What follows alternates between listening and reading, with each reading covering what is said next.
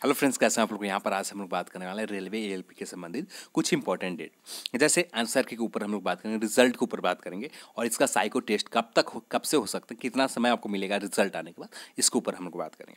सबसे पहले कल मैंने एक वीडियो बनाया था, उसके ऊपर मैंने ये दोनों चीज़ का अलग अलग रखा था। मैंने ये चीज़ नहीं कहा था कि आपको नॉर्मलाइजेशन में एक्यूरेसी का रोल रहता है। एक्यूरेसी का रोल कुछ भी नहीं रहता।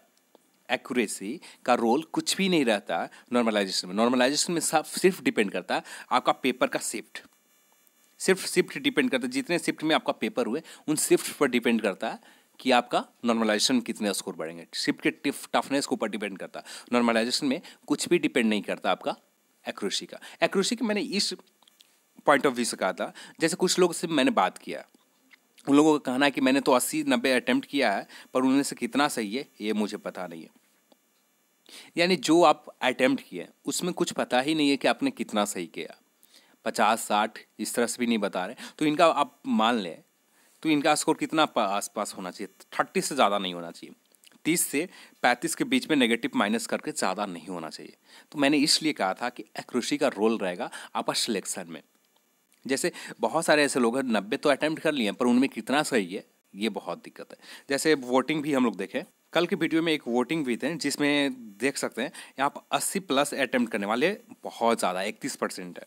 70 से 75 के बीच में 22% है। 65 के प्लस अटैम्प्ट करने वाले 18% है और 55 प्लस वाले 18% है।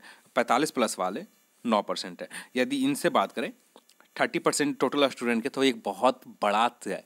जितना रिजल्ट होना चाहिए उतना रिजल्ट भर 80 प्लस वाले ही हैं।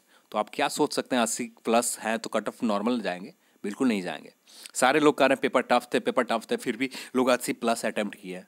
तो कितना श्योरिटी है इनका 80 प्लस में? श्योर तो नहीं है। कुछ लोग हैं जो 80 प्लस अटैम्प्ट किए उस पर श्योर है। मैक्सिमम लोग श्योर नहीं है कि 80 प्लस अटैम्प्ट किए हैं जो उस पर श्योर है। कुछ लोगों से बात किया, उनको अटैम्प्ट तो 80 प्लस किए हैं पर उन सही कितना है ये भी उनसे पता नहीं है। जैसे अब कुछ लोग से मैंने बात किया जिन्होंने 55 अटैम्प्ट प्लस किया, 60 अटैम्प्ट किया, 70 अटैम्प्ट किया, जिनमें से वो श्योर हैं कि 5 से 10 गलत हो सकते हैं, अब इतने के आसपास सही होंगे। 5 गलत हो सकते हैं, 10 नहीं, 5 कन्फर्म बताए, 5 गलत हो सकता है सर, पर इससे कुछ हाँ 1-2 आंसर और मान लेते, कुछ का प्रश्न गलत हो जाता है, ऑब्जेक्शन कैंसिल होता है। बहुत सारे प्रश्न गलत भी थे कुछ शिफ्ट में, उन प्रश्न की वजह से कुछ हो सकता है। तो मुझे एक चीज़ कर देना चाहिए था कल की वीडियो में, दोनों को अलग अलग मुझे बताना चाहिए था। मैंने उस चीज़ को नहीं बताया, उसके लिए माफ़ी चाहता हूँ। तो यहाँ पर नॉर्मलाइजेशन में कोई रोल नहीं रहता एक्यूरेसी का। सिर्फ नॉर्मलाइजेशन में आपके शिफ्ट के डिपेंड करते हैं। शिफ्ट में जितना टफनेस होता है, जिस शिफ्ट में सब टफ होता है, उसी के अकॉर्डिंग आपके स्कोर बढ़ते हैं। अब हम लोग बात करते हैं आंसर की और रिजल्ट के ऊपर। आपके कुछ, हम सभी लोग जानते हैं कि इसका एग्ज़ाम, कुछ पेपर रद्द हो गए। अब इस पेपर जो रद्द हुए उसका एग्ज़ाम नहीं हो जाता तब तक नहीं, जब तक, जहाँ तक उम्मीद है फरवरी के फर्स्ट वीक तक इसका एग्ज़ाम या सेकेंड वीक तक हो सकता है। सेकेंड वीक या स्टार्टिंग या फरवरी के फर्स्ट वीक, जब तक इस सेकेंड वीक के स्टार्टिंग में ही एग्ज़ाम मान लेते होते हैं, या 7 या 8 फरवरी के आसपास जो जिनका एग्ज़ाम कैंसिल हुआ उनका एग्ज़ाम होता है, उसके एक वीक बाद आपका रिजल्ट आएगा, और सॉरी आंसर की आएंगे। यानी मान कर चलें तो 15 फरवरी के बाद ही आंसर की आएंगे। पहले की उम्मीद रखना बहुत गलत होगा, पहले आ सकते हैं।